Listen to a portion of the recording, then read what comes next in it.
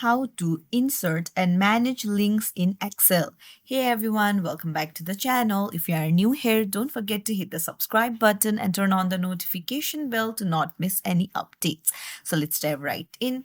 First things first, open up the place where you want to copy the link from. I'm going to Google.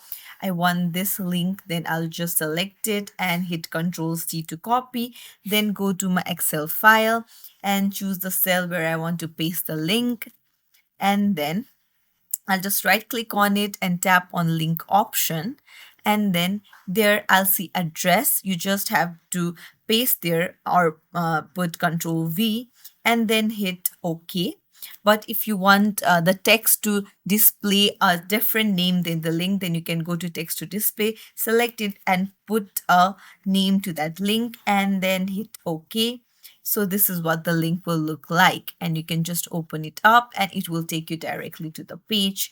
And that's it. If you found this tutorial helpful, don't forget to like and subscribe to our channel for more tips and tricks. Thank you for watching.